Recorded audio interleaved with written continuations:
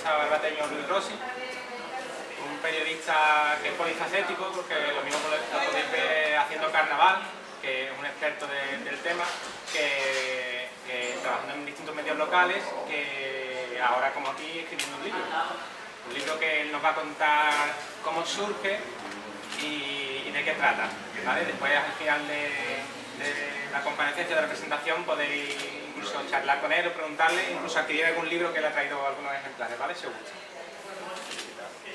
¿Perdón? Sí, o invitar, también está dispuesto a que le invitéis.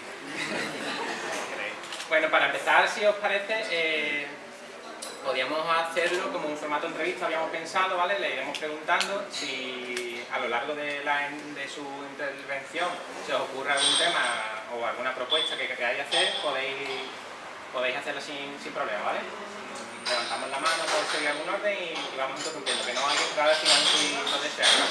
A mí, para empezar, me gustaría que él nos contase cómo surge esta historia, porque es bastante curioso el nacimiento del libro. El libro El chofer de Don Blas, que ahora también veremos de qué va la historia, ¿vale? Pues... Muchas gracias, muchísimas gracias, muy buenas a todas y a todos, y bueno, pues encantado de estar aquí en el puerto de Santa María, y por supuesto pues tanto a Cami como al grupo Abracadabra como a El Bar Terraza. Hablo un poquito más fuerte, ¿no? Me imagino que los de atrás se escuchen bien. Por invitarme a estar aquí, sobre todo porque esto es un viaje, como podéis ver, que lleva su propio chofer, ¿no? Y que poco a poco pues va avanzando un poquito más, ¿no? Va un poquito cada vez más para adelante. Empezamos en Barbate, fuimos a Cádiz, vamos por el puerto.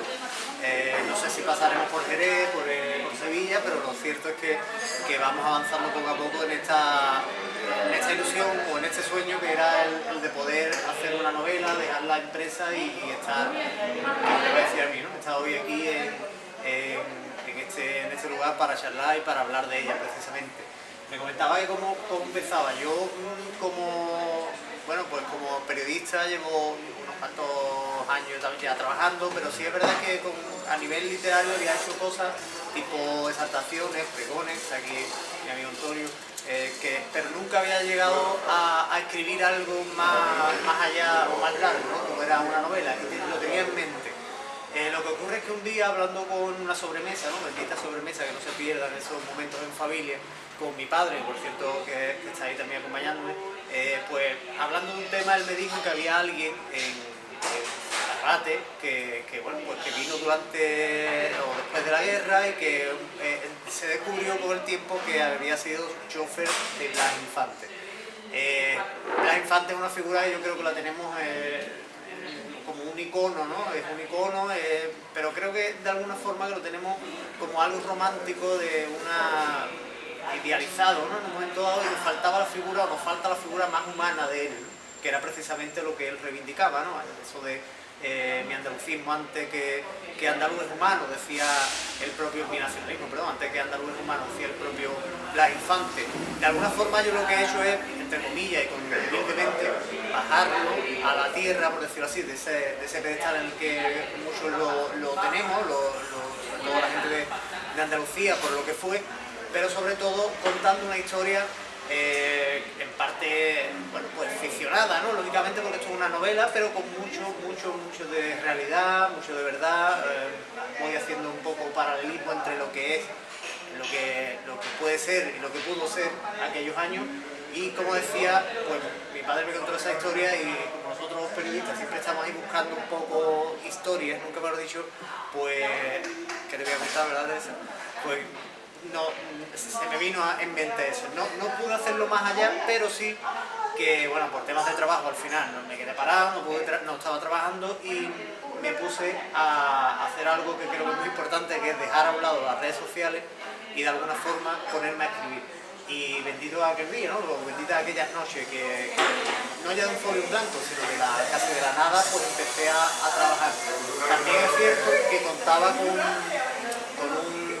una carrera ya que llevaba tiempo atrás, sobre todo con una carrera, un tiempo, realizando entrevistas, documentándome sobre toda esa etapa en Cádiz, en el Barbate de aquellos años, ¿no? Y claro, ya de una forma u otra, pues lo hilé, lo uní y creé esta historia y que bueno, que tiene, como decía antes, parte de ficción, pero también tiene mucho de verdad, y además me ha dado y me sigue dando bastantes satisfacciones que ahora después pues iremos compartiendo también con todos vosotros.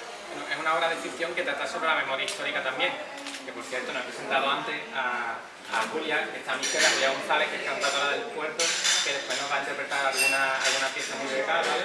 Una relacionada sobre la memoria histórica y otra de su propia cosecha. Después le daremos paso. Hablamos que hay mucho de memoria histórica. ¿Cómo eran aquellos años? Sitúanos un poco la obra en el contexto en el que se desarrolla. Bueno, pues lógicamente si hablamos de la guerra civil estamos hablando de la etapa más negra que conocemos de España, ¿no? Porque luego los últimos 100 años, todavía no hace ni 100 años, de los últimos años. Entonces, muchos de los que estamos aquí creo que no hemos llegado ninguno a conocer, a vivir ese momento evidentemente, pero sí hemos conocido historia y hemos conocido mucho de lo que fue aquella etapa. ¿Qué es lo que ocurre? Que durante muchos años, pues ha habido, digamos que una versión de la historia.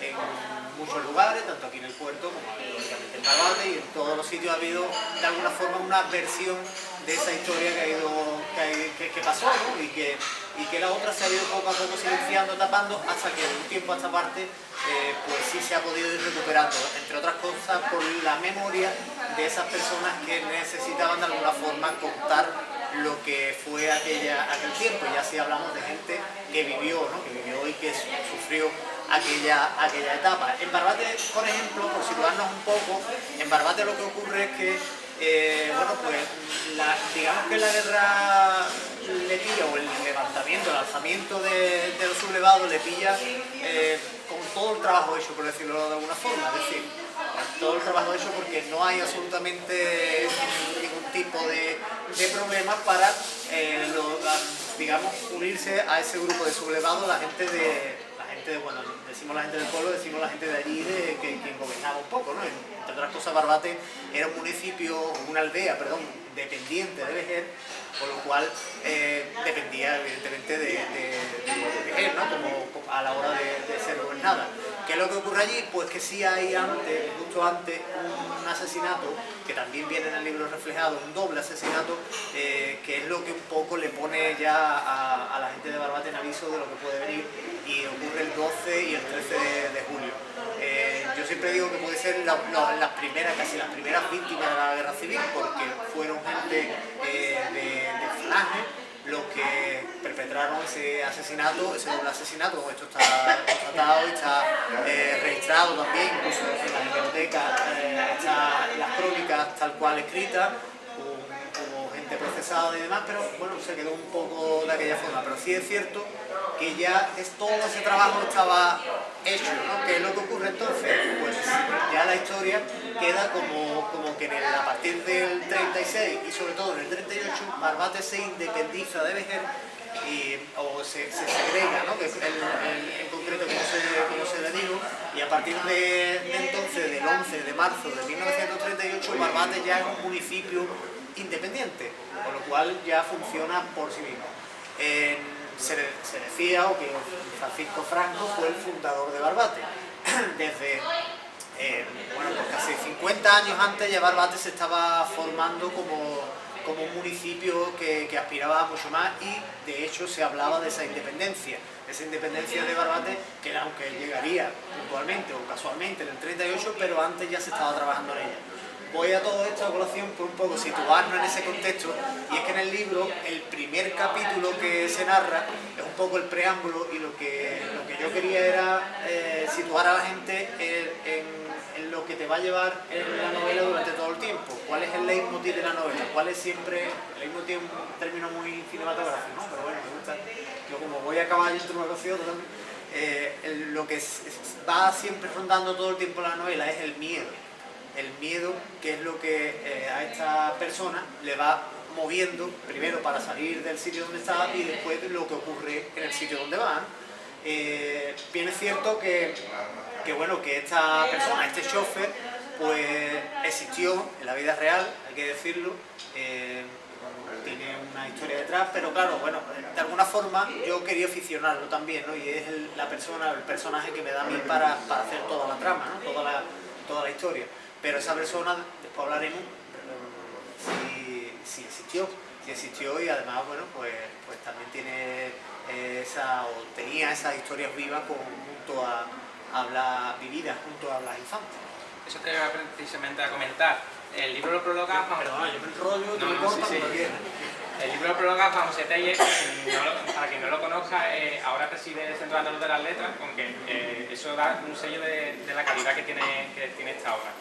Él precisamente destaca que una de las innovaciones que hace Luis a la hora de afrontar un tema como este es que siempre se había visto a Blas Infante como protagonista, y él, aunque lo utiliza en toda su historia, tiene como novedad eso, buscar un personaje secundario, porque este libro también va mucho de personas secundarias, de cómo se vivió aquella época desde el punto de vista de las personas secundarias, y utiliza el chofer de Don Blas.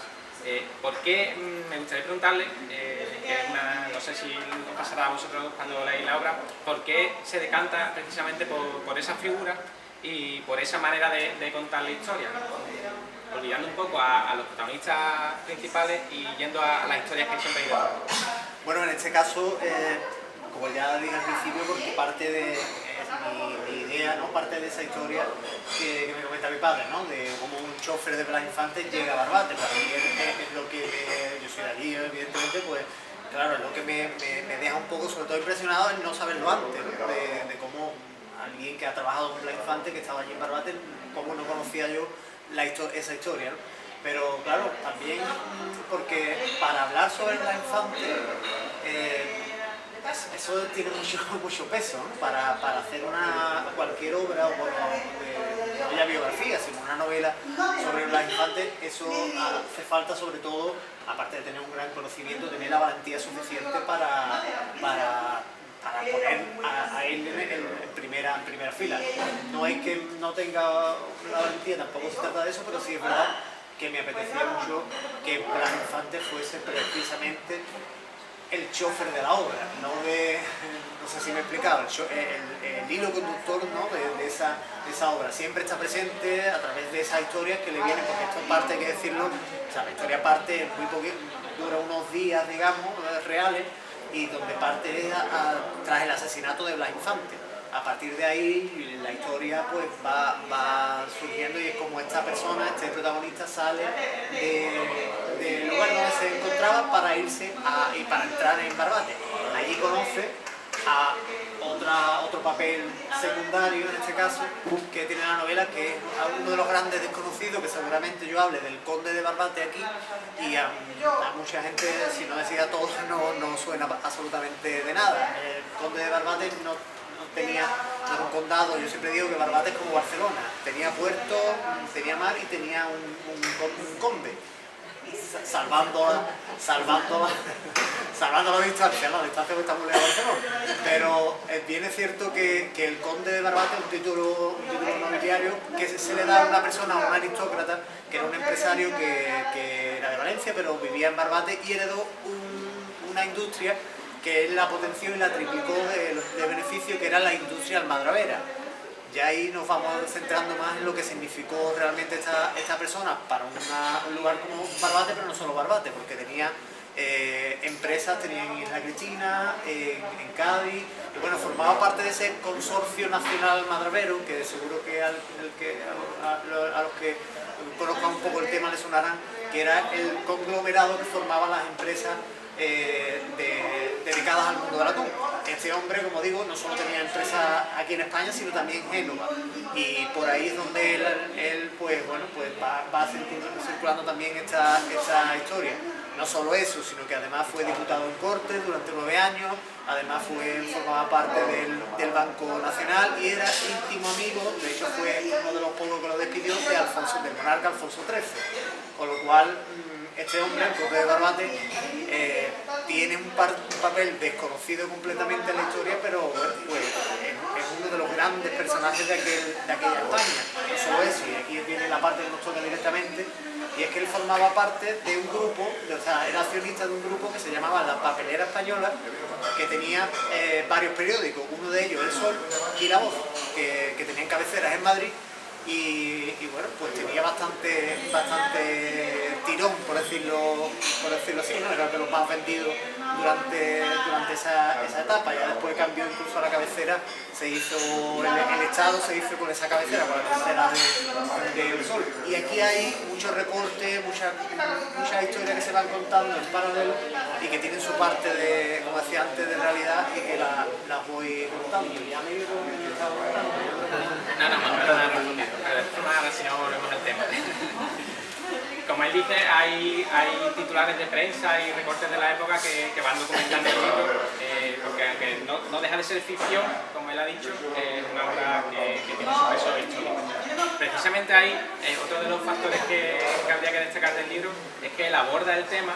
Siempre aquí somos muy dados a poner siempre las dos Españas, a establecer límites irreconciliables, y él va un poco más al fondo, al menos a mí me lo parece, desde mi punto de vista, que él va más allá de la ideología y siempre destaca a las personas, ¿no? Como independientemente de cómo cada uno piense o donde la vida vaya situado, hay un trasfondo en la persona que podemos ver, por ejemplo, en El Conde, ¿no? Porque el chofer de Doblar no deja de estar entre dos aguas. Viene de un sitio y al final acaba trabajando para otra persona, sin destripar la historia, que no puedes contar sobre eso. Bueno, pues es complicado. No, pero efectivamente, yo creo que estamos acostumbrados a ver, o a leer, o incluso a ver películas donde hay dos Españas, ¿no? Y es lo que nos han vendido un poco, las dos Españas, los rojos, los azules, los tal. Realmente, lo primero es decir que el que conozca la historia, los que lo conocemos, evidentemente no eran dos bloques como tal. Lo que pasa es que ahí había muchas cosas, y después estaba la gente de a pie, digamos, que se vio involucrada bien por el sitio donde estaba o bien por lo que sea. Pero lo cierto también hay que decirlo, que no hay que dejar la perspectiva tampoco de lo que fue una sublevación de un grupo de militares sobre el gobierno establecido. También hay que entenderlo así, ¿no? Pero efectivamente yo ya lo avanzaba al principio. El plan infante humano en esta historia tenía que ser todo historia de cazapuerca, ¿no? Pues historias de lo que le pasaba casi a cada persona, lo que le fue pasando. Y tiene sentido porque muchas cosas que se cuenta aquí vienen documentadas, o que la tengo documentada a través de entrevistas de gente, como decía antes, que ha vivido, que vivió en ese momento, y que hemos tenido la suerte, o he tenido la suerte de que me lo ha contado, ¿no? Lo ha contado el abuelo, y claro, cuentan su versión, lógicamente, ¿no? Y lo que yo entiendo, pero claro, muchas veces no se trata de decir quién es bueno, quién es malo, o quién mato más, mato menos, sino realmente es de ver la posición que pudo ser en torno a los meses de agosto, o sea, los días de agosto, el 20 de agosto del 36, y en ese momento tampoco podemos saber qué es lo que pasaría después, es decir, qué es lo que alguien pudo temer por su vida constantemente, y qué es lo que fue pasando, no alguien, sino todo el mundo. De hecho, hablaba del primer capítulo, que es el miedo personificado, digamos, en la figura de una persona, no, eso sí que no voy a destripar, de una persona que fue alcalde, el último alcalde republicano, y que, bueno, pues que fue, no digo, fue asesinado, ¿vale? No voy a decir cómo, que fue Francisco Tato Anglada. Él era farmacéutico, venía él era militar, y que, bueno, pues actualmente da la casualidad que es el único enterramiento en el suelo, o sea, el único que se sepa, que hay en Barbate, que todo demás está en el cementerio de Barbate, todo lo que hay son nichos, pero Francisco Tato Anglada es el único enterramiento que hay. Es está con un epitafio que pone: no nos dejaron conocerte, bastante misterioso, ¿no? Cuanto menos, ¿no? Pero tiene una historia detrás que yo invito a todo el mundo porque hay cositas publicadas, mías, de compañeros sobre esta persona, y que descubráis lo que fue y lo que pudo haber pasado en el 36, en aquel año, en ese lugar. El primer capítulo que él alude es impresionante, tenéis estado aquí, lo recomiendo totalmente. Hablamos de memoria histórica, de muertes, de enterramientos, de gente en las cunetas. Bueno, pero si estamos aquí porque nos gusta el tema de la historia. De memoria histórica, decía, de gente en las cunetas, y ahora Julián González nos va a interpretar una canción que tiene mucho que ver. ¿Es de Rosalén?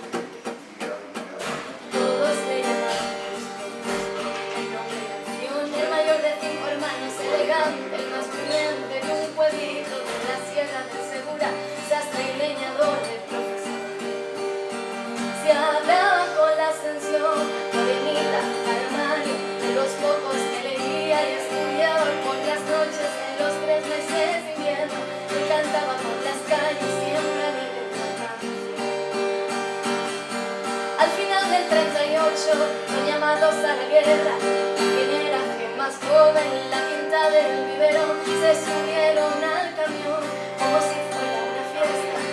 Él fue el hijo de novio. Y ahora yo logro oírte cantar, se dibuja tu rostro en la armonía de este lugar. Y ahora yo logro oírte cantar, si no curas la herida, duele su cura, no guarda paz. Tras 13 días sin noticias, alegría en un segundo, llegó una carta de vuelta, otra vez su compañero fue una vara, les leía en el diario, quedé con su cuchara de la habitación. La madre ya nos deja gritando por la puerta, canalla, me lo habéis matado, sin un adiós, sin una flor, la única tumba la de su corazón. Pero ahora yo logro oírte cantar, se dibuja tu rostro en la armonía de este lugar. Y ahora yo logro oírte cantar, si no curas la herida, duele su cura, no guarda paz. No guarda paz, no guarda paz, no guarda paz.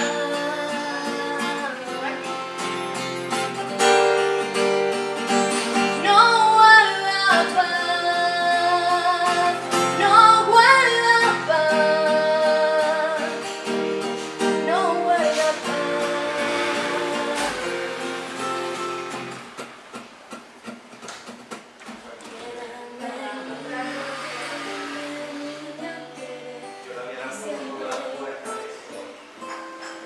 Quiéreme tanto, quiéreme tanto, que te quiero.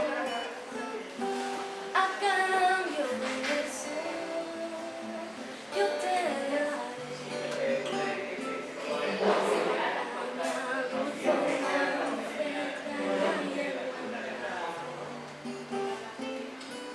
la caña dulce, la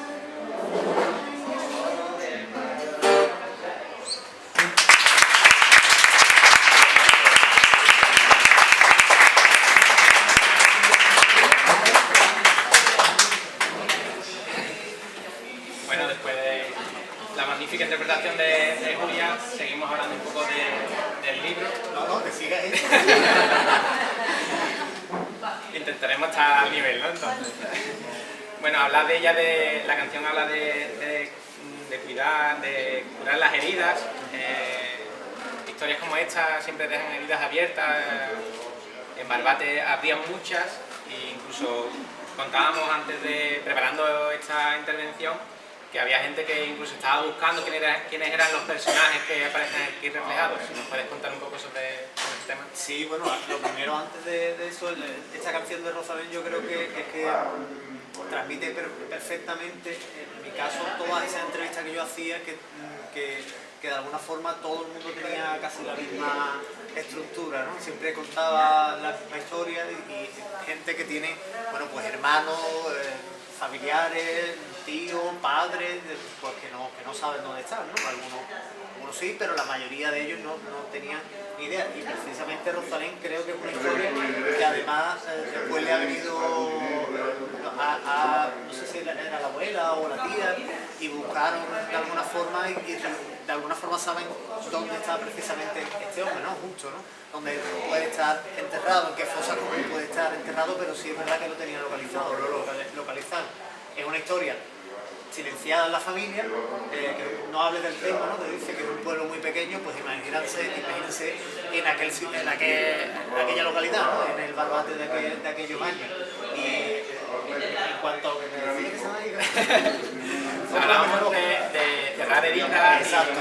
Yo siempre digo que con el libro no trato de herir sensibilidades, sino de sensibilizar con las heridas, que es muy distinto, ¿no? Es decir, mostrar las llagas de esas personas de alguna forma, de lo que pasaron, de lo que han pasado, y que todavía no guarda paz, ¿no? No saben dónde está, muchos de ellos porque pues lo siguen, o no es que lo estén buscando, pero sí siempre en la memoria, sobre todo de esas personas, se refleja, ¿no? Y en cómo poco a poco te van contando y cómo sus ojos se van llenando de lágrimas cada vez que hablan de esos temas, ¿no? Son muchas las que sufrieron esos años, ¿no? Y además es curioso, y al hilo de lo que decíamos antes de la parte humana, como Rosalén creo que lo hace de una manera exquisita, que no habla de ningún bando. Puede ser cualquiera, puede sentirse reflejado cualquiera. Y en este caso, otra cosa es lo que vino después, ¿no? Otra cosa es lo que ya vino, pero en esos años donde se habla, donde está situado el libro, pues no podemos hablar de otra cosa, y por eso se refleja la parte humana, supongo. No, hablábamos de la cerrar la herida y los personajes ficticios. Sobre todo eso. Hombre, si no tienes la certeza, yo no puedo acusar a nadie. Esto es una novela de ficción y necesita tener nombre ficticio. De hecho, yo creo que es incluso mejor que sea así, aparte por temas legales, por si acaso. No creo, pero por si acaso. Pero sobre todo porque así la gente también indaga un poco en el tema, ¿no? A mí como lector, cuando con este tipo de novelas históricas siempre me gusta lo que va contando, buscarlo, ¿no? Meterme en internet, buscar un poquito los libros, a ver si realmente tiene cierta similitud con la realidad o no. Y claro, en este caso hay gente que ya me ha llegado los comentarios, entonces se presentó hace casi 2 meses, y hay mucha gente que lo ha leído y que me ha venido a preguntar que quiénes son, y que más o menos algunos saben quién puede ser y tal, y sobre todo lo que ha hecho el libro es la conciencia, ¿no? Situar un poco en qué es lo que, no ya lo que pasó, que es lo que puede escribir el libro, sino lo que pudo haber pasado, y sobre todo que la historia no es como nos la han contado durante tanto tiempo, sino que solo quizá haya algo más, ¿no? Ese revisionismo histórico tan necesario que hace falta en esos días. Eso te iba a preguntar un poco qué era lo que te había aportado a la hora de hacer la investigación, cuál es la enseñanza que había sacado de esto. No sé si me la contestabas con esta... Casi.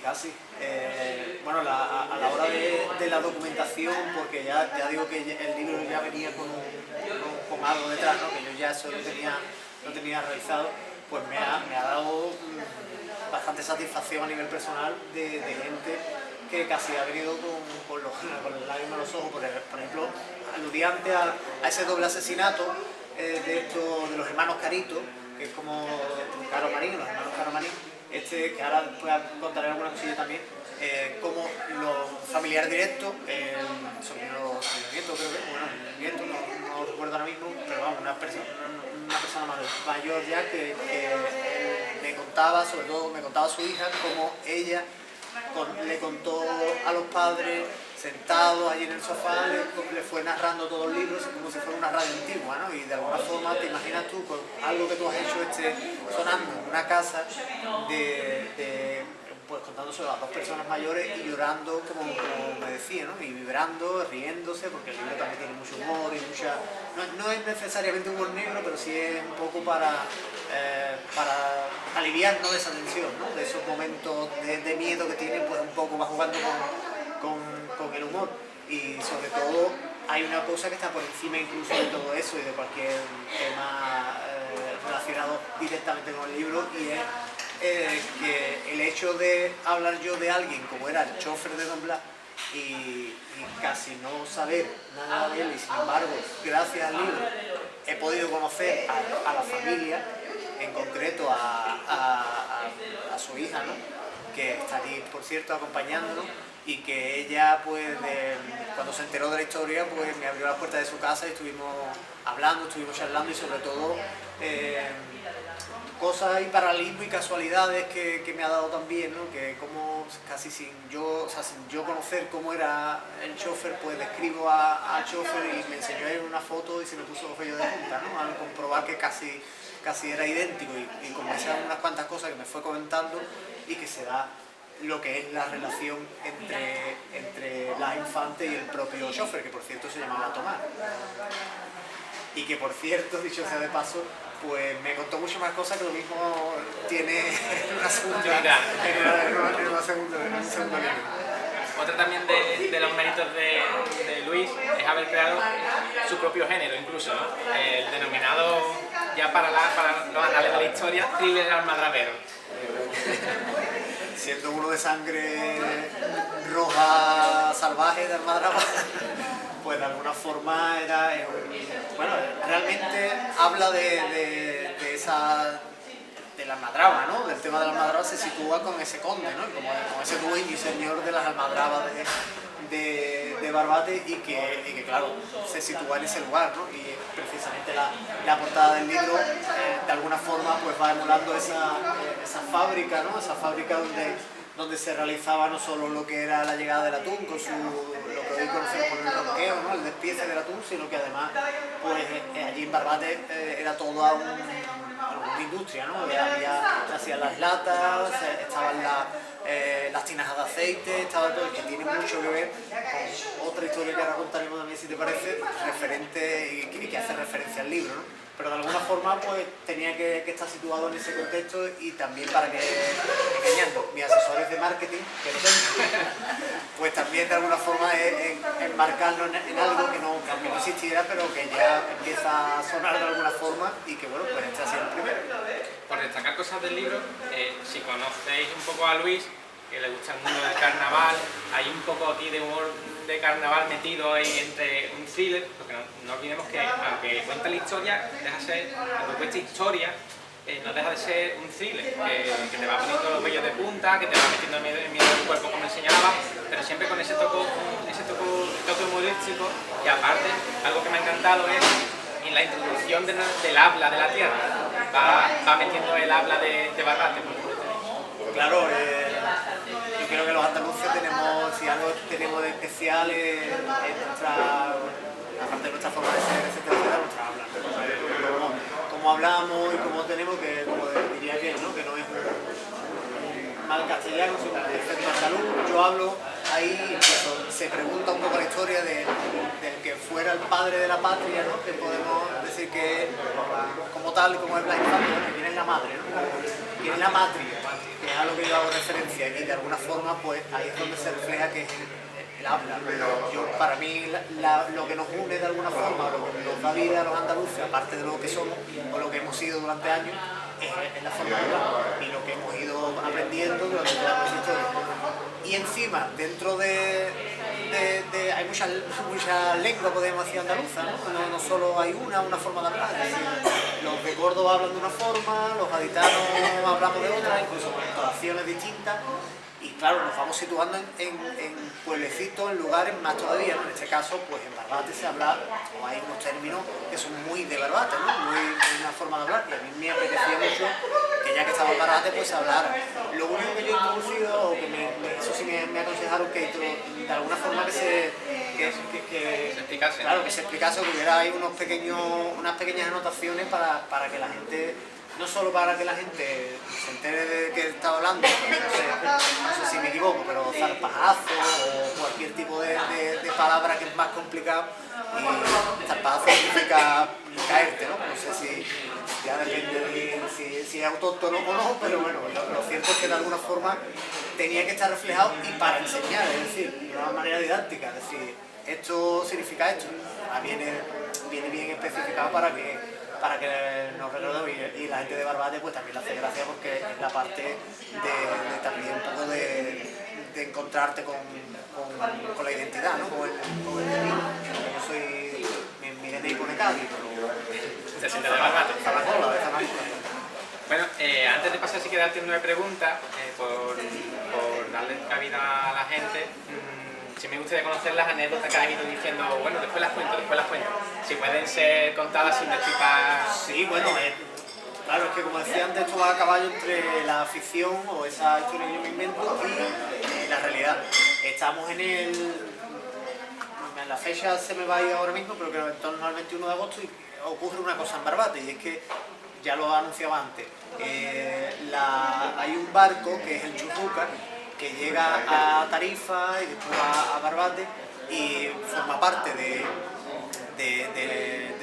gobierno, de la República, y da la casualidad que bombardea Barbate, pero no Barbate, sino un objetivo muy concreto, que es el Consorcio Nacional Almadrabero. ¿Por qué? Y ahí es donde voy a destripar un poquito, pero os voy a hablar de la realidad. Esto es historia, o sea, lo que está datado y lo que así se va a hacer. El Churruca bombardea las fábricas del Consorcio Nacional Almadrabero porque el Consorcio Nacional Almadrabero de alguna forma se creó como parapeto, lo creó Miguel Primo de Rivera, como parapeto a lo que podía venir. De alguna forma para tener comida, para abastecer, y es lo que hizo el famoso convoy de la Victoria, donde las tropas de Franco vienen de África pasa por el estrecho de Gibraltar. Pues el Consorcio Nacional Almadrabero presta faluchos, presta comida, el lata, el atún, ¿no? Las conservas y demás, no solo lo presta, sino que se lo da y apoya esta causa. Prueba de ello que entre otros miembros del Consorcio Nacional Almadrabero era Ramón de Carranza, con lo cual ya sabemos qué es lo que hizo con su avioneta Ramón de Carranza. Y después, entre otras circunstancias, lo que ocurre es que hay un bombardeo, y eso sí me gustaría contarlo porque es muy característico. Claro, te dice que viene un barco bombardeando, pues tú sales pitando, ¿no? Todo el pueblo salió corriendo, salió huyendo, unos para Vejer, para la barca de Vejer, otros para la Breña. Quien conozca un poquito la situación, pues Barbate desemboca el río Barbate, ¿no? De ahí su nombre. Y coge el río arriba y llega antes de llegar, lo que es la parte de arriba de Vejer, es la barca de Vejer. Lomo en manteca, venta pinto, ya para situarme ya del todo, aunque en esa época creo que no estaba. ¿Perdón? La vieja, bueno, y ahí en ese lugar, claro, ocurre una cosa, que es que 9 meses después de ese bombardeo, pues nace gente, nacen niños y niñas, y a esa generación pues se le conoce en Barbate como los churruquitas. No sabemos muy bien por qué, quizás por la oscuridad, por los grilos o por lo que sea, pero lo cierto es que viene de esa historia y ahí se cuenta, es un bombardeo que ocurre ahí, pues no se cuenta de una manera tan simpática, pero sí tiene sus connotaciones humorísticas, como hemos dicho. No sé si hay alguna anécdota más que quieras contar, porque yo tampoco te quiero destripar el libro. No, creo que me había dejado alguna por ahí, pero bueno. Si quieres, abrimos turno de preguntas y que la gente intervenga. Pues si hay alguna persona que quiera preguntar algo, conocer algo de la historia, incluso invitamos a la familiar del chofer de Don Blas a que pueda aportar algo si quiere. Fue verdad, yo le enseñé la foto, lo ha retratado muy bien, pinta bien, y fue desde muy jovencito mi padre, el chofer de Don Blas, hasta la época de Bueno, ya lo mataron. Me imagino que habrá sido emocionante, ¿no? Me imagino que habrá sido emocionante descubrir que con el tiempo alguien escribe sobre su padre, incluso siendo una persona desconocida. Yo y el novio en el camión, literal, de una presentación del sobre de Don Blas, dice, alumbraba a los padres y lleno a mi hija. Dice, se presenta bien a la persona, pero en realidad no te quiso contacto con él, porque era curioso y me dio una foto y se trata él a mi padre. La casualidad o la causalidad. Eso también lo hablas en el libro, esos dos términos los utilizas. Y él sabía que tenía familia, siquiera, porque yo vivo en Barbate, Claro. en el puerto. No se sabía que allí la gente no sabía. Yo me crié aquí, pero yo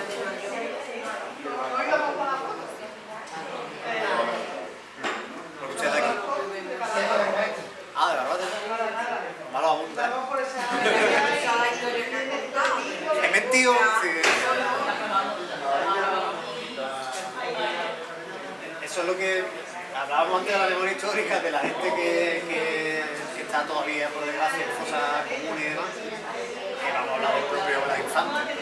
Es verdad que aquí ahora estoy hablando menos, pero realmente el andalucismo es lo que he dicho antes, ¿no? Lo que se va hablando continuamente en la novela. No solo el andalucismo como un partido político, no se habla de eso, sino el sentimiento a la tierra, ¿no? Y a la necesidad que tenía la época. Una de las anécdotas, ahora ya si alguien quiere contar algo, pero una de las anécdotas precisamente relacionadas con Blas Infante era que durante esos días, 12-13 de julio, se celebró en Cádiz una asamblea de alcaldes de la provincia.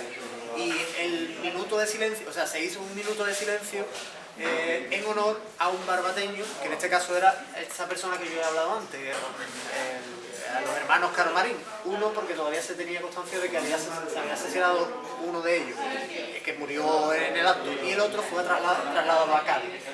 Incluso fue una manifestación obrera, porque claro, se entendió como ellos eran sindicalistas, se entendió como un ataque entre la Falange y en este caso la CNT. Y todo Cádiz o medio Cádiz, incluso el diario de Cádiz cuenta cómo cerró la redacción para unirse a la manifestación aquella. ¿A dónde voy con Blas Infante? Pues que Blas Infante aquel día se encontraba en Cádiz no presidiendo de una manera circunstancial esa asamblea de alcaldes, pero sobre todo porque a partir de ese mismo día, que era un domingo, en teoría, obviamente ya después no fue posible, en todos los municipios de Andalucía se iba a izar la bandera de Andalucía. Y Blas Infante fue el que la hizo en Cádiz, en el Ayuntamiento de Cádiz, ese mismo día.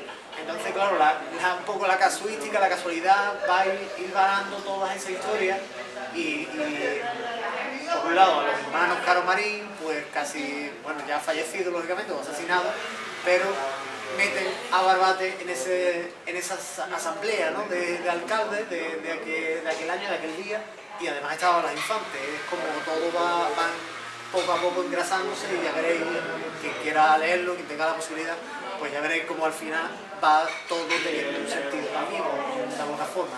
Porque hay mucho flashback, digamos, hablando en términos cinematográficos, muchos recuerdos hablando de Blas Infante, y que bueno, alguien como pudo ser el chofer de Blas Infante, cuántas historias puede haber guardado esa persona, que seguramente no se lo ha contado ni por desgracia, porque no la tenemos en la memoria, pero no se la ha contado.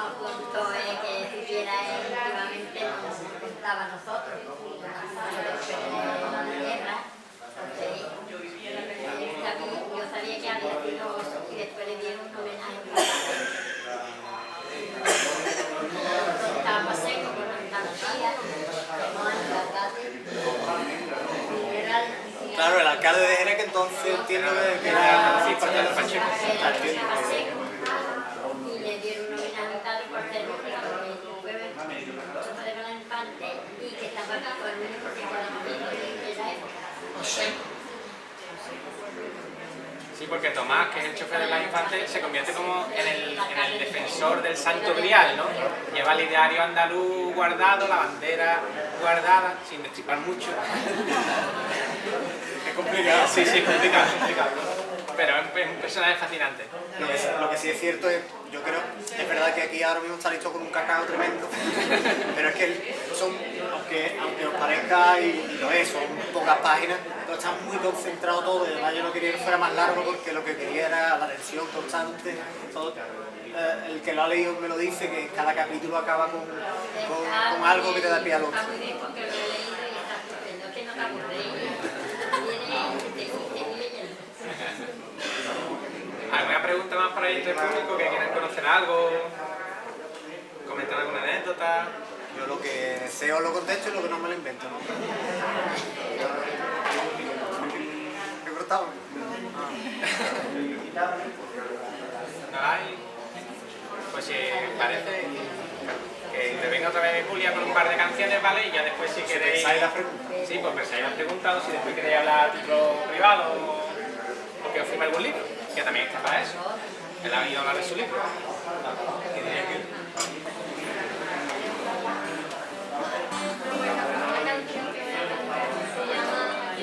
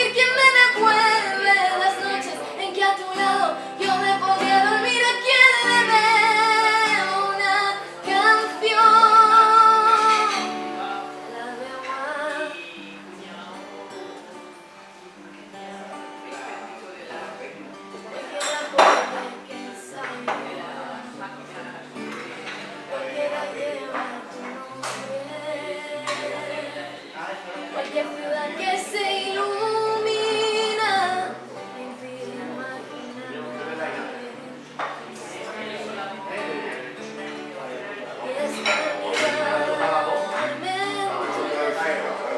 mirada se va y viene la vida, se va y viene el viento, pero aquí queda una herida que debe cicatrizar. ¿Quién me ha robado las horas que guardaba para hacerte feliz? ¿Quién me ha robado el final de esta historia que me impide vivir? ¿Quién me devuelve las noches en que a tu lado yo me podía dormir? ¿A quién le debo una canción? Y si hace falta me encontraré para encontrarte. Me ha robado las horas que guardaba para hacerte feliz. ¿Quién me ha robado el final de esta historia que me impide vivir? ¿Quién me devuelve las noches en que a tu lado yo me podía dormir? ¿A quién le debo una canción?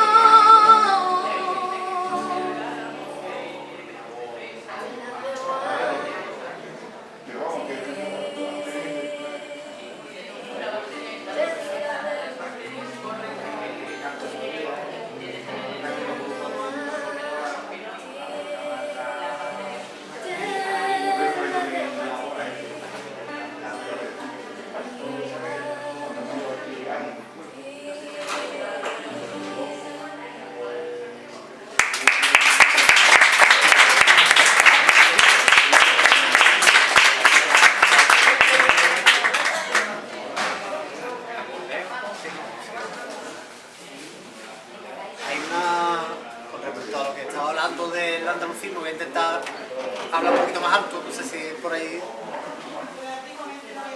Y como decía antes, va contando historias que le vienen a la memoria, ¿no? Que les recuerdan, ¿no? De lo que, de esa relación con Blas Infante. Claro, de alguna forma, pues está fuera, está en un sitio, no voy a contar mucho del contexto, pero sí para poder introducir esto.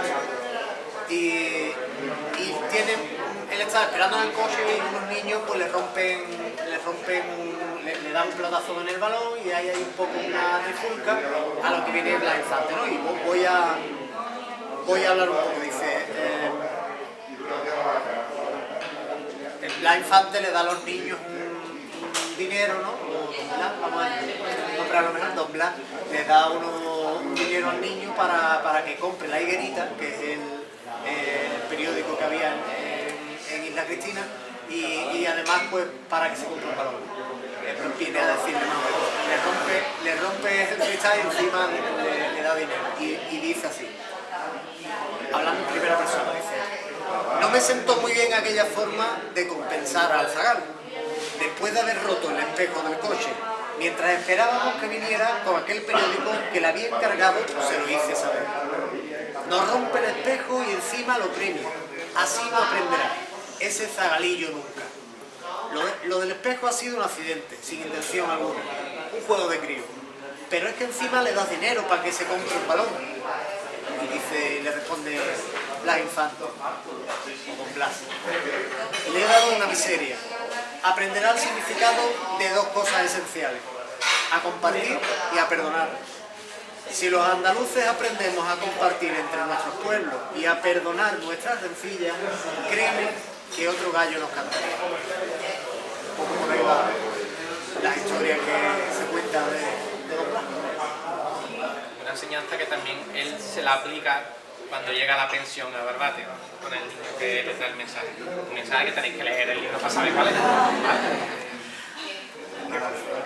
No lo puedo decir, no lo puedes decir. No. Bueno, aquí la canción que nos ha interpretado Julia tiene su propia cosecha, ¿sí? ¿No? ¿Hemos entendido? Ya te sigo. Habla de a quién le debe una canción. A don Tomás, bueno, le ponemos el don porque en aquella época todo el mundo le decíamos don. Tomás, el chofer, se le debía un libro. Mi punto de vista personal, y creo que todo ha dado en la tecla. Bueno, yo creo que se le debe mucho más que un libro, evidentemente. Lo primero, casi de casualidad, por decirlo así, es que se haya recuperado incluso narra lo que decía su hijo, que alguien se acuerde de él, se ha recuperado, y ahora viene la parte también que hay que, de alguna forma, hablar un poco más de él, ¿no? de la persona, no del personaje de la novela, sino de la persona en sí.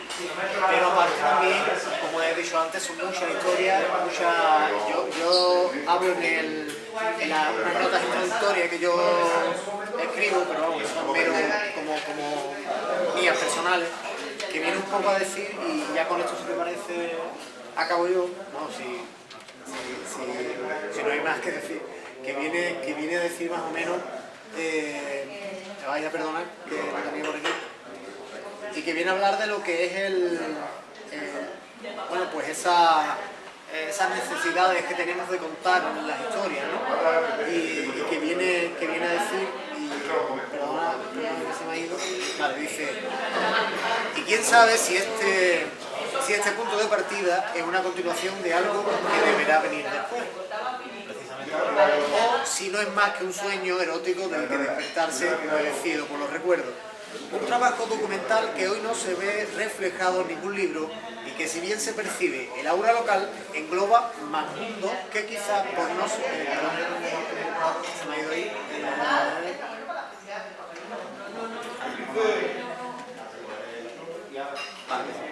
Engloba más mundo dentro de uno mismo.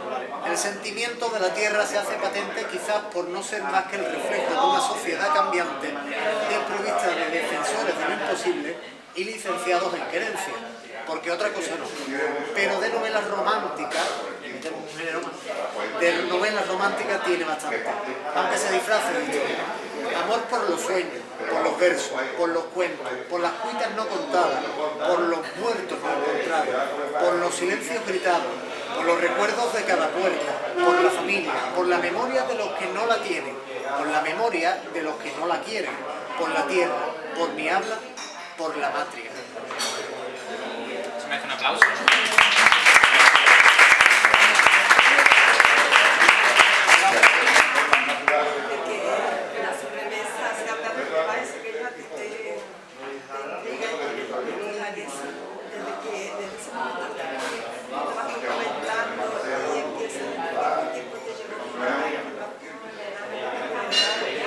Como dije antes, ya la documentación casi yo la venía de antes, o sea, todo ese, no sé, aproximadamente unos 5 o 6 años documentando, junto con Santiago Moreno, que es doctor en Historia por la Universidad de Cádiz, y que además tenemos común que hacemos una ruta en Barbate, una ruta histórica, que hablamos precisamente de este tiempo, ¿no? de esta etapa, pero claro, me faltaba, digamos, la parte, cómo unir todo eso, ¿no? Cómo darle un sentido literario, bueno, literario, un sentido en la literatura a esa historia que me había contado el padre, pero casi me puse a escribir casi a aproximadamente. Sí, es cierto que el primer borrador, eso, como suele pasar, pues tarda bastante, y tiene que ser así. Yo pasé de tener un corcho vacío a tenerlo hasta arriba en la pared de historia, ¿no? De cositas apuntadas y de posis para arriba, posis para abajo, flechitas, aquello, recortes, para darle un poco también de visualizarla, esa historia. Pero yo siempre disfruto en todo lo que suelo hacer con el proceso creativo, ¿no? Con ese tiempo, lógicamente ahora el verlo, el tenerlo, el poder hablar de él es bastante emocionante, pero el proceso creativo de cualquier cosa, eso es lo más, por lo menos lo que más te llega, ¿no? Ya después es un premio, lo demás, pero ese momento, ese día a día, o noche a noche, o como queramos verlo. Claro, la cabeza, bueno, a mi mujer, la pobre que está por ahí, la tenía loca, con mi historia, y oye, esto es aquello, no sé qué, pero bueno, también es cierto, si no llega, tanto ella como otra gente a lo que se le pasaba, si no llega a ver que podía ir más allá, no hubiese seguido. Ahora que hemos mencionado a Santiago Moreno, estaba anunciado, no ha podido venir a última hora, que era el historiador que iba a contextualizar, pero él se ha encargado perfectamente de contextualizar el tema. Por cierto, ha mencionado una ruta en Barbate que os animo a ir, porque incluso él canta una copla de carnaval, así que ya vemos el tema de él allí no quiere cantarla. No está en el contexto. No está en la minuta. Hombre, es por el ministerio. Si no hay ninguna pregunta más, cerramos con la última canción que nos interpreta Julio González. Por cierto, muchísimas gracias a vosotros, al bar, a Carlos también y por supuesto a Julián, que la verdad es que nos ha dado ese toque emotivo que también hace falta.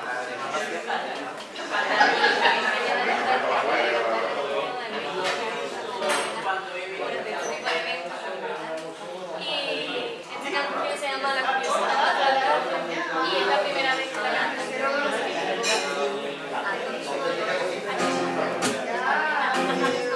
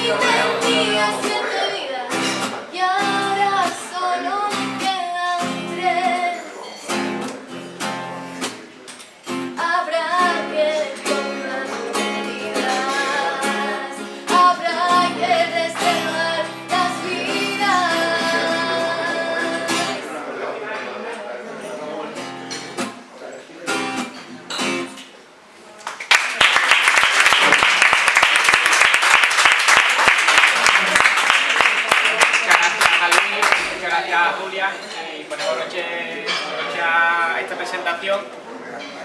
Un broche espectacular y como dice ella, hay que aprovechar la vida, así que os animo a adquirir el libro de Luis Rossi, ¿vale? Él los atiende ahora. Gracias.